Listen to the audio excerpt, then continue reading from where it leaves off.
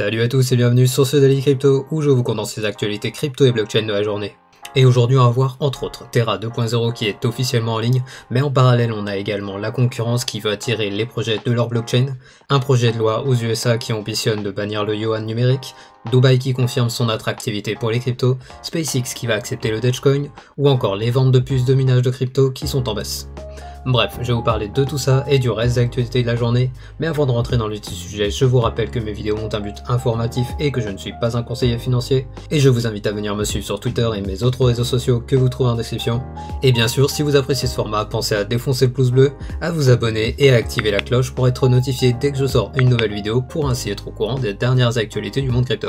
Et on commence avec l'état du marché en ce samedi avec un marché qui est dans le vert sur les dernières 24 heures alors que le Bitcoin est de retour dans la zone des 29 000 $. Et les projets qui surperforment aujourd'hui sont Maker avec un plus 9%, Avax avec un plus 10% et X avec un plus 32%. Et on passe sans plus attendre aux actualités de ce samedi 28 mai 2022. On débute les actualités du samedi avec Terra 2.0 qui est officiellement en ligne depuis 7 heures ce matin. A savoir que pour symboliser leur retour, la blockchain porte le nom de Phoenix 1, et pour ce qui est des tokens Luna, il est possible de voir combien de jetons vous avez en vous connectant directement au wallet sur TerraStation, et comme l'avait indiqué Do Kwon, dans un premier temps, une majorité des tokens sont bloqués pour éviter une revente massive qui entraînera une violente perte de valeur du nouveau token Luna. Et pour le moment, il est possible d'utiliser ces jetons Luna pour les déléguer auprès des validateurs pour ainsi générer des rendements, et ils permettent également de participer à la gouvernance du projet via les votes communautaires. Et pour ce qui est du prix, sur la plateforme MES Global, le token a atteint les 19,50 $ au lancement et il est actuellement en train de se stabiliser dans la zone des 5 $. Et je précise que les projets sont actuellement en train de migrer sur la nouvelle blockchain, mais avec le fiasco qu'a connu Terra, on a de nombreux projets qui sont prêts à quitter le navire, et d'ailleurs hier on a eu les annonces de Polygon qui débloquaient plusieurs millions pour attirer des projets sur sa blockchain, et on a également appris que Binance souhaitait attirer des projets, et pour cela la plateforme va carrément débloquer 1 milliard $. Et donc pour résumer, la blockchain Terra est relancée sans l'UST, mais la confiance des investisseurs est largement entamée et la concurrence est en train de siphonner les projets sur leur blockchain. Bref, le projet va avoir beaucoup de mal à retrouver sa splendeur passée.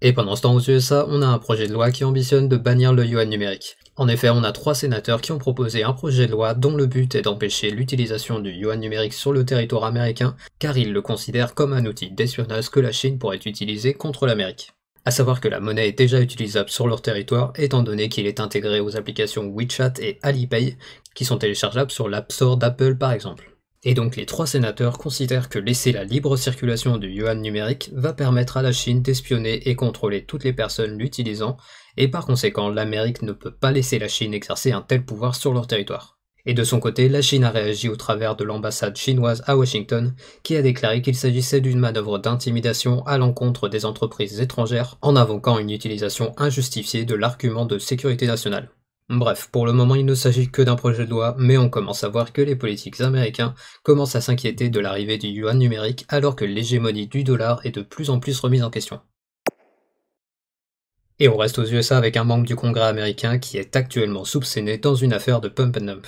En effet, le député républicain Madison Cawthorn, qui est d'ailleurs connu pour être à l'origine de nombreuses polémiques, aurait des liens avec les personnes derrière le shitcoin nommé Let's Go Brandon, dont le token est LGB. Et l'origine derrière le nom du token est une histoire où un public durant une course de NASCAR insultait Joe Biden, et un journaliste pensait qu'il scandait le nom d'un des coureurs qui était Brandon Brown, et il a déclaré que le public scandait Let's Go Brown. Et donc au final, cette expression est désormais utilisée comme une insulte envers Joe Biden.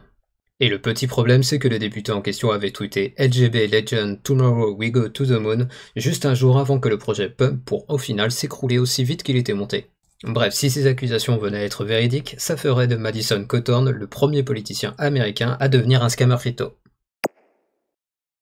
Partons maintenant à Dubaï où l'écosystème CryptoOasis est visiblement un succès. Et déjà, pour rappel, CryptoOasis est une société dont le but est de rassembler des entreprises crypto dans la ville de Dubaï, dans le but de créer une émulation de l'écosystème crypto et blockchain pour au final accélérer l'adoption de ce secteur dans la ville. Et leur objectif était d'attirer 1000 organisations blockchain d'ici la fin d'année, et ils ont récemment déclaré que leur objectif avait déjà été atteint avec 7 mois d'avance, et par conséquent leur nouvel objectif pour cette fin d'année est de 1500 organisations.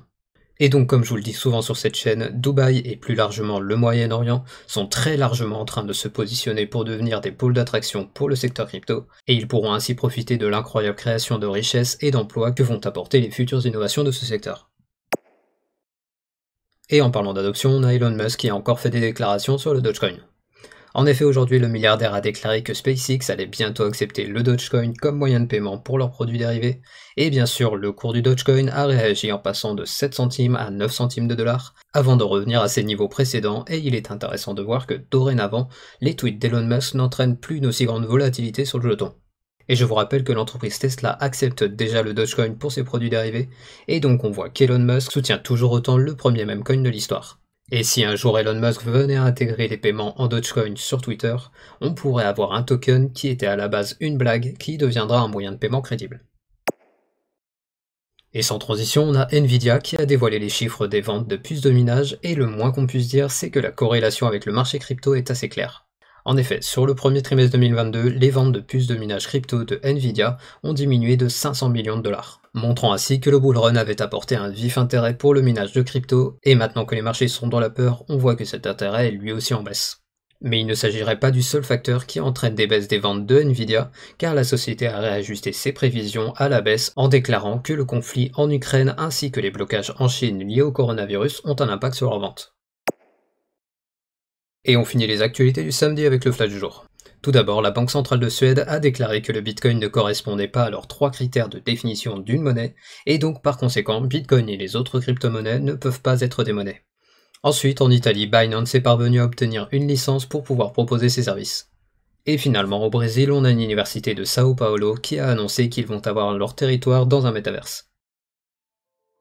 Et ainsi se finit le Daily Crypto du samedi. Je vous rappelle que je publie ces vidéos du lundi au samedi et les récaps crypto tous les dimanches. Et je vous invite à venir me suivre sur Twitter et mes autres réseaux sociaux que vous trouvez en description. Et n'hésitez pas à venir me dire dans la section des commentaires s'il y a des actualités dont je n'ai pas parlé aujourd'hui et que vous aimeriez remonter à la communauté. Et comme d'habitude, pensez au like pour le référencement de la vidéo et à l'abonnement pour être notifié dès que je sors une nouvelle vidéo. Et je vous dis à demain pour le récap crypto et à lundi pour le nouveau Daily Crypto.